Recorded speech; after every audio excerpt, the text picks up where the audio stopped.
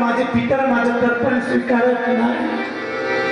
कारण काय तर ते म्हणतात तू आमच्या वंशाला दिवा देऊ शकला नाही तर आम्ही तुझं तर्पण स्वीकारणार नाही.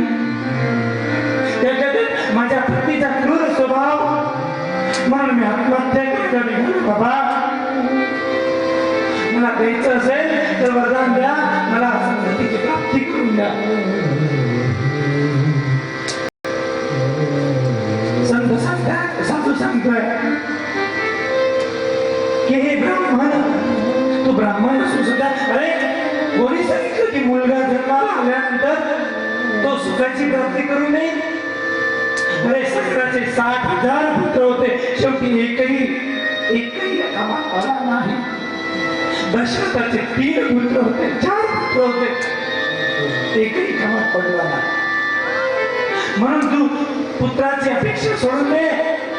याच जन्मात काय पुढे 7 जन्मामध्ये तुझ्या नशिबामध्ये पुत्र प्राप्तीचं सुख नाही.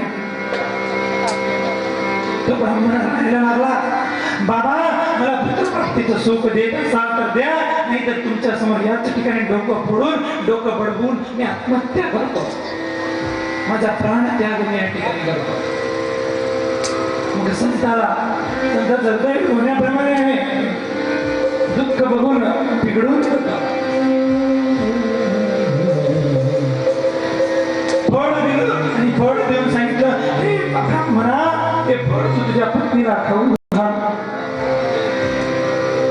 जेणेकरून तिला गर्भ उभी राहील आणि गर्भ राहील आणि तिला पोरगा होईल. आनंद झाला, आनंदाच्या भरात नादत नादत घरी निघाला. परंतु शेवटी त्या साधूने सांगितलं हे ब्राह्मणा तुला हे क्षणिक सुख आहे, परंतु तो तुला नंतर दुःख निराश नाही. घरी आनंदाच्या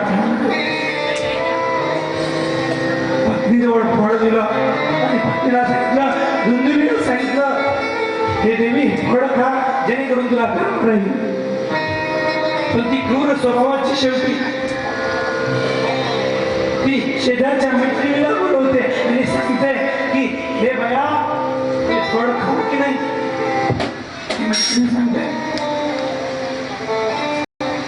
ती मैत्रिणी सांगते की खा तुला पुत्र प्राप्ती होईल.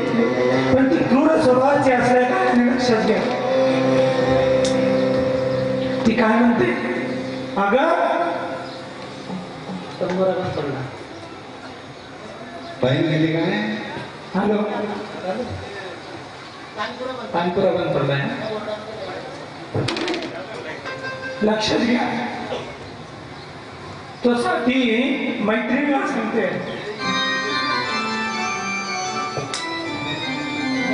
इकडे 3 पाहिजे.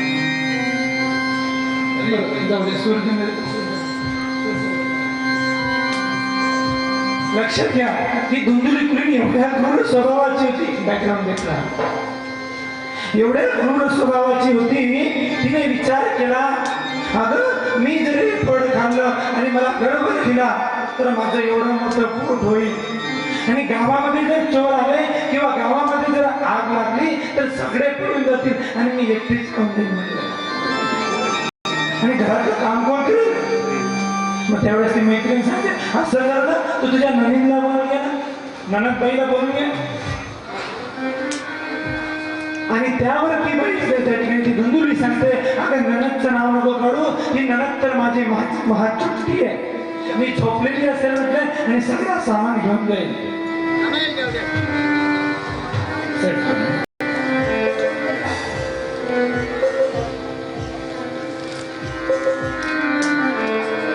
एवढा क्रूर स्वभाव लक्षात घ्या, सगळ्यात लक्षात घ्या. एका स्त्रीचा सगळ्यात आनंदाचा दिवस, आनंदाचा क्षण जेव्हा ती आई होत असते आणि ही क्रूर स्वभावाची बाई सांगते की माझं जर पोट मोठं झालं तर मला त्रास होईल, म्हणून ती फळ भक्षण करत नाही. बहिणीला बोलते तिच्याप्रमाणे तिची बहीण सुद्धा क्रूर असते. ती सांगते माझ्याजवळ पैसे कमी, माझ्याजवळ संपत्ती कमी आहे, मला सुद्धा आता पहिला महिना चालू आहे, असं जर तुम्हाला तुझी संपत्ती देऊन टाकतो, मला जर पोरगा झाला तर मी माझ्या पोराला तुला देऊन टाकेन. क्रूर स्वभावाचा क्रूर करार त्यांच्यामध्ये झाला. ठीक आहे, माझं हे फळाचं करायचं काय? संतांनी दिलेलं फळ आहे म्हणे, बघूया संतांची परीक्षा. तुमच्या गोठ्यामध्ये जी गाय आहे ना, ती सुद्धा पाहून जा, तिला हे फळ घालून द्या. बघू म्हणे. दिवसामागे दिवस गेले. त्या धुंदुलीच्या बहिणीला मुलगा झाला आणि तो मुलगा धुंदुलीला देण्यात आला. आणि जेव्हा धुंद आतमध्ये लोकांना आनंद झाला आणि ते आनंदाचा क्षण असतो ना असतो तोच अजून दुसरी बातमी कळाली. गोठ्यामध्ये जी गाय होती, बांझ होती, तिला मुलासारखा माणसासारखा पोरगा झाला, फक्त तिचे कान गायीसारखे होते. सगळ्या ब्राह्मणांना बोलवण्यात आलं, नामकरण करण्यात आलं. पहिले जो गायीचा पोरगा होता त्याचं नाव ठेवण्यात आलं. ब्राह्मणांनी सांगितलं हा सगळा माणसासारखा आहे, परंतु याचे कान गायीसारखे आहेत, म्हणून याचं नाव गोकर्ण ठेवूया. बोले गोकर्ण भगवान गोकर्ण ठेवलं. ज्याचे कान गायीसारखे आहेत तो गोकर्ण.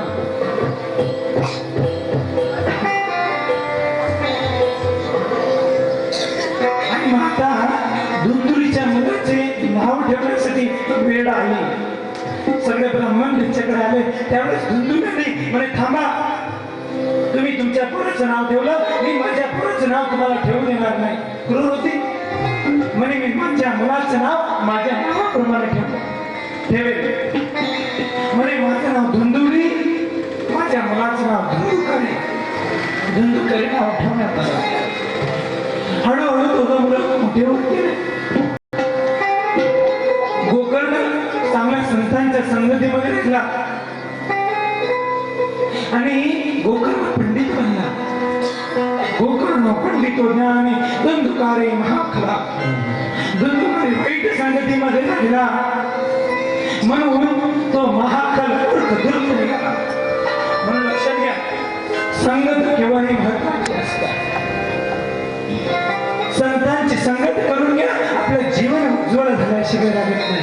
गोकर्ण संतांची संगत केली. संतन की संग लागिने तेरी अच्छी संतन की संग लागिने तेरी अच्छी बनेगी. हरी बोल. जरा हात मध्ये दिला.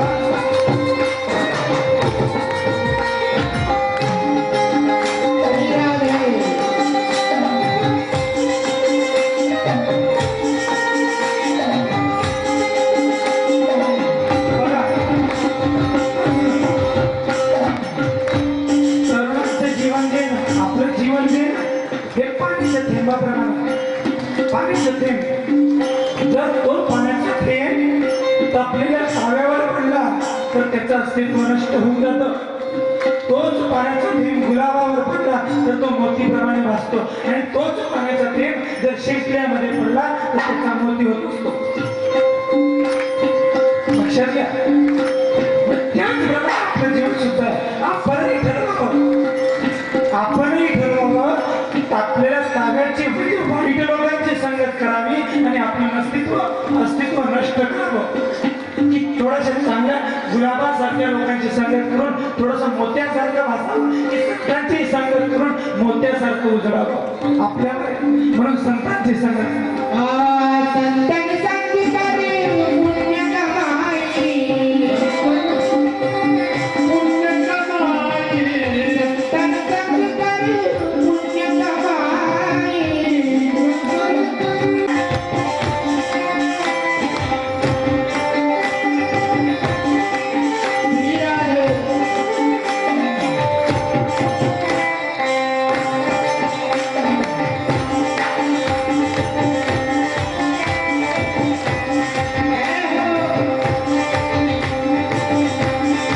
इकडच्या बाजूच्या लोकांना हात नाही दिसत मला.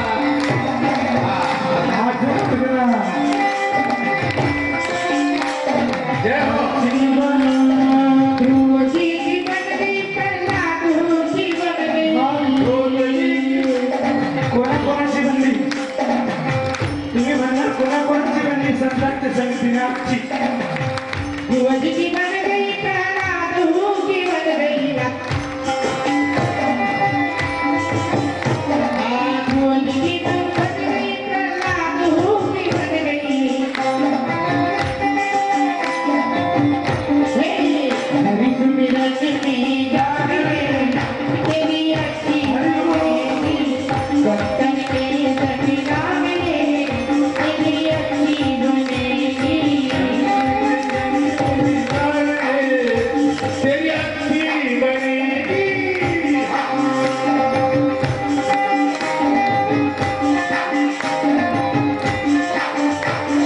हाथ मोकळा करा.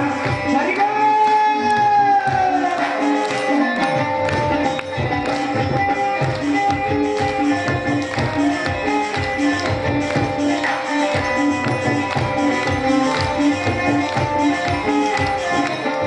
कोणाकोणाला दूध टाकायचं ना?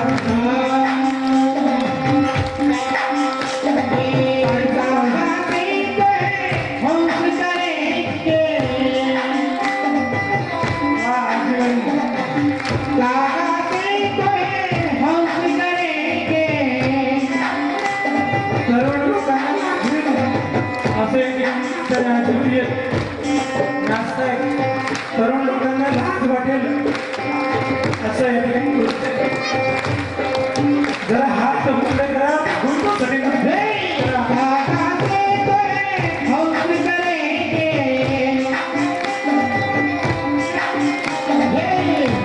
जाए उनकी डाकें तेरी अच्छी बनेगी तेरी सपना में तेरी अच्छी बनेगी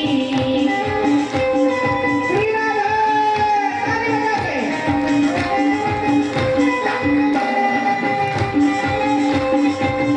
हात खाली करा. हात वर करा.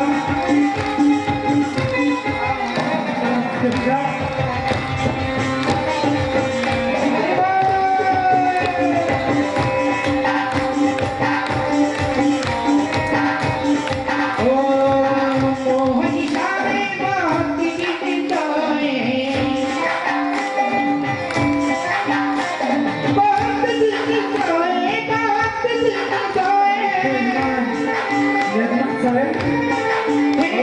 मोहनी शामे बहुत गीत गाए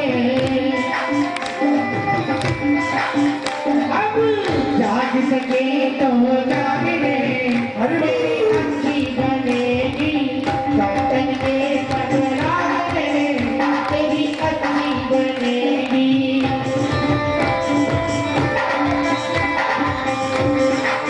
राधे राधे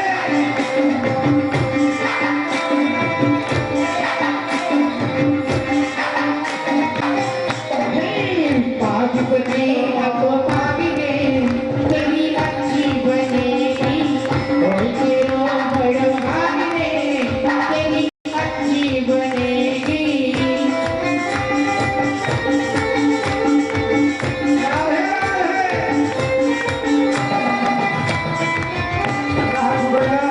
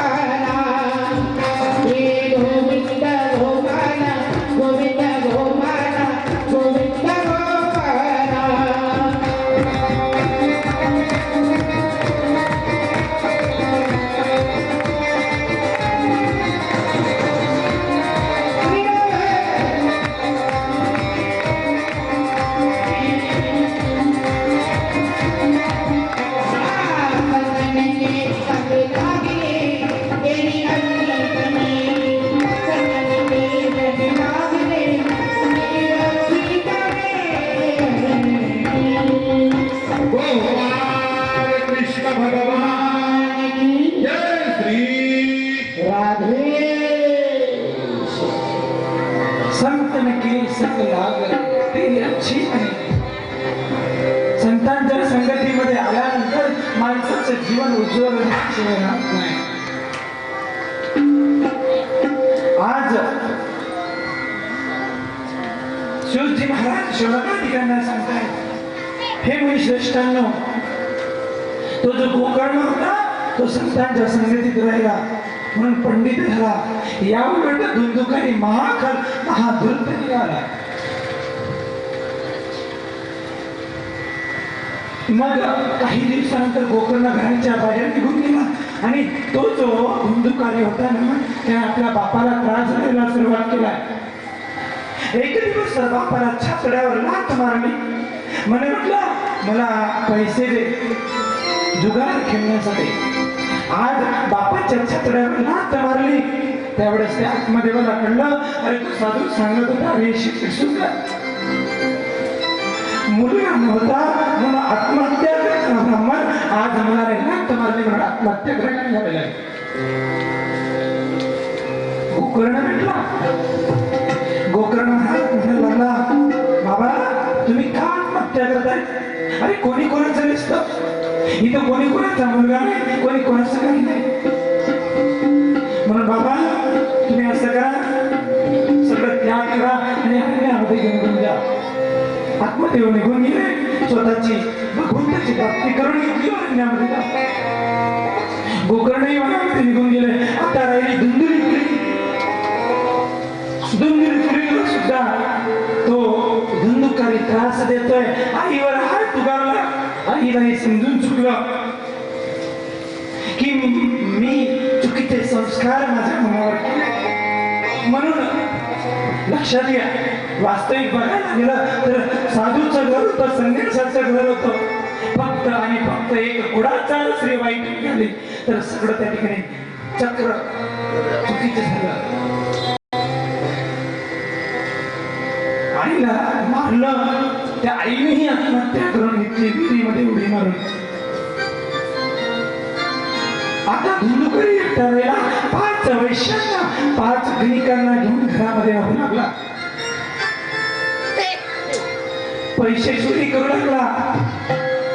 त्यांचा मोह वाढत गेला. ते जे वैश्य होते ना त्या वैश्यांचा मोह वाढत गेला. अजून पैसा अजून पैसा, राजदरबारात चोऱ्या करू लागला. त्यांना असं वाटलं त्या गणिकांना त्या वैश्यांना एक दिवस सापडेल आणि आपल्यालाही दंड भेटेल. त्याच्यापेक्षा असं करूया, यालाच आपण पाहून टाकूया. एक दिवस रात्री त्याला येऊ दिलं, झोपू दिलं. 2 वैश्य इकडून येत आहेत, 2 वैश्य इकडून येत आहेत. गळ्यामध्ये फास टाकला, दूध टाकला आणि 2 वैश्य इकडून होत आहेत, 2 वैश्य इकडून होत आहेत. तडफडून ते पाय झटकतोय परंतु मरण येत नाहीये, कारण वाईट कर्म केलं होतं. ती 5 वैश्य घरामध्ये गेली आणि जडते भिजतो आणि ते निखारे जे होते त्याच्या तोंडावर त्याच्या चेहऱ्यावर टाकले आणि त्या ठिकाणी तरफडून त्याचा मरण आलं. प्रेत योनीमध्ये गेला. गोकर्णामध्ये एवढं समजलं. बघा लक्षात घ्या, एक कशामुळे झालं सगळं? एका वाईट स्त्रीमुळे. आणि परत त्याला कशामुळे म्हणावं लागलं? त्या गणिकांमुळे, त्या वैश्यांमुळे. म्हणून साधू संत सांगतात, नाग असे तो नागिनपुरी, नाग असे तो नागिनपुरी, काट करीजा खाय नागिन से तो नारीगिरी देखत नवरी आहे. म्हणून चांगल्या पुरुषाने कधी वाईट स्त्रीची संगत करू नये. गोकर्ण घरी आलेला आहे. आपल्या भावाचे श्राद्ध वगैरे केलं, गयाला केलं, तीर्थयात्रा करून आला. घरी त्या ठिकाणी शुद्ध कपाळावा आणि घरून आणला, घरी आणला. त्या दिवशी रात्री जो धुंदुकारी होता तो प्रेत योनीमध्ये गेला आणि प्रेत योनीतील धुंदुकारी त्या गोकर्णाला घाबरवू लागला. कधी हत्तीचं, कधी रेड्याचं, कधी कुत्र्याचे रूप घेऊन घाबरवू लागला. गोकर्ण घाबरत नाही. हातात तीर्थ घेतलं, शिंपडलं आणि विचारलं, कोण आहेस? मग त्यावेळेस तो धुंदुकारी सांगायला लागला, भ्राता कधी मी धुंदुकारी ती नाता, मी तुझा भाऊ आहे. धुंदुकारी पाप कर्म केल्यामुळे तुला तुझ्या शक्ती मिळाली. सुंदर तुझ्यासाठी दया तीर्थावर श्राद्ध केलं आणि एक काय 100 श्राद्ध जरी केलं तरी मला मुक्ती मिळणार नाही. मग काय करावं? सूर्यदेवाची आराधना केली गोकर्णाने. सूर्याने आकाशाने केली श्रीमद भागवतान मुक्ती सप्ताह वाचन करून 7 दिवसाचं सप्ताह वाचन करावं भागवताचं. आणि मग गोकर्णाने वाचनाला सुरुवात केली. सगळ्यांना बोलवण्यात आलं. स्वतः महाराज सगळे गोकर्ण सगळ्यांना पाय लागून सांगतात चला आपल्या जीवनाचा उद्धार करून घ्या. कारण मी काल सांगून गेलो व्रत करेल तर अर्ध पुण्य लाभ. तुम्ही जर दुसऱ्यांना सांगत असाल दुसऱ्यांचा उद्धार तुमच्याकडून जर होत असेल तर त्याचा अर्ध पुण्य तर आम्हाला लागतो. गोकर्णाने कथा सुरू केली. परंतु लक्षात घ्या आपल्या स्थूल देहाला स्थूल शरीर लागतं परंतु सूक्ष्म देह असतो तो हवेप्रमाणे उडून असतो. कथा प्रारंभ झाली. धुंदुकारी जो प्रेत योनीतील होता तो वेडूच्या गाठीमध्ये येऊन बसला की गाठ का फोडतो पण हे टोकर का ठेवतो. कारण प्रेत योनीतील शरीर आजूबाजूला कोणी तृप्त आत्मा असेल तर तो या वेडूच्या गाठीमध्ये येतो आणि तो कथा ऐकून त्याची मुक्ती घडते. जर शिवाय हात नाही.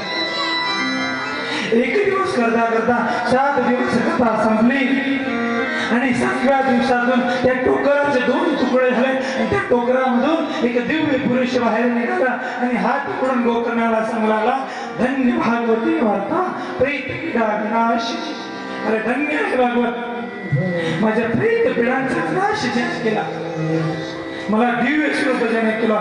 विमान माय बापू भगवान विष्णूंच्या वैकुंठामधून विमान घेण्यासाठी आला आणि ते विमानामध्ये बसून गोकर्ण निघून दिव्यधारी माझी काया दिव्यधारी माझी काया दिव्यधारी माझी काया दिव्यधारी माझी काया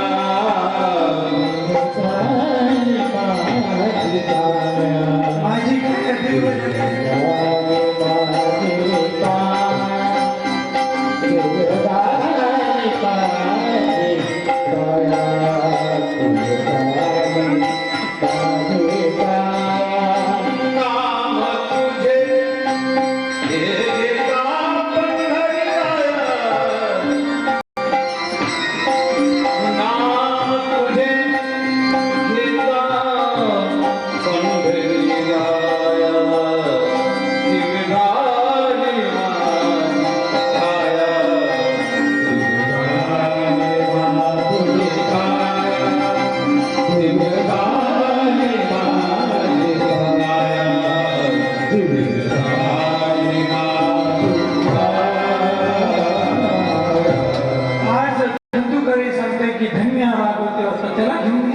गोकर्ण शंकरांनी म्हणे महाराज गोकर्ण कथा तर सगळ्यांनी ऐकली एकदा धुंदुकारी थोडी ऐकली तर त्या ठिकाणी सांगण्यात आलं कथा करायच्या सांगण्यापासून आणि ऐकण्याच्यापासून दोष होत असतो. परत कथा झाली आणि कुत्र्यापासून तर चांडाळापर्यंत सगळं गाव जेवढ्यांनी कथा ऐकली तेवढ्यांना सगळ्यांना वैकुंठ प्राप्त झाला. एवढी कथा दिली आहे.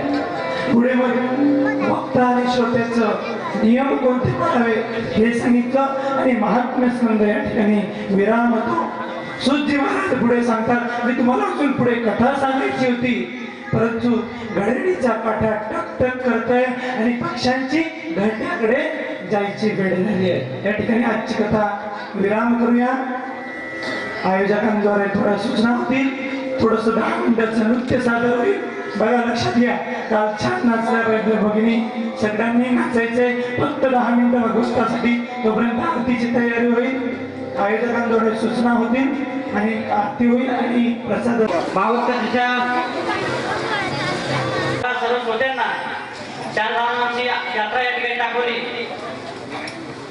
पूर्ण अखंड हिंदुस्थानात जगभरात असा एक संप्रदाय म्हणून ओळखला जातो वारकरी संप्रदाय. त्या संप्रदायात वारीला जाणाऱ्या 6 वर्षाच्या माऊलीच्या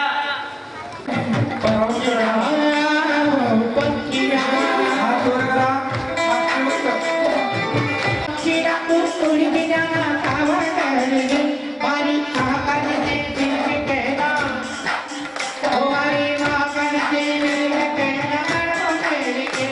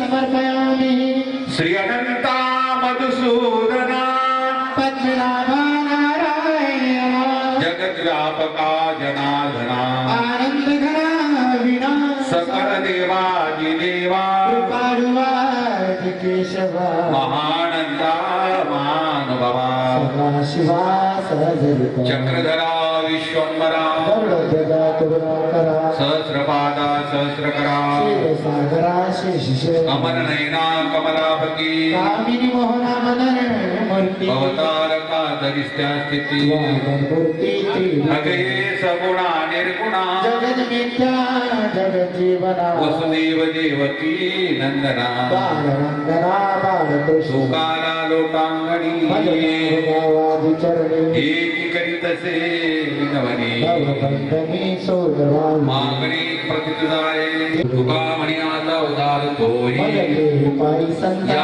संताशी निर्वेकी मध्ये आदित्य तुझं काय मागे ज्ञानदेव तुकारा ज्ञानदेव तुकारा ज्ञानदेव तुकारा ज्ञानदेव तुकारा तुकाराम तुकाराम तुकाराम तुकाराम तुकारा कुंडली कवनय नमः श्री ज्ञानदेव तुकारा पंढरीनाथ भगवान गोपालेश्वर महाराज की जय। तुकाराम महाराज की छत्रपती शिवाजी महाराज महाराज की जय सब संतन की जय आज के आनंद की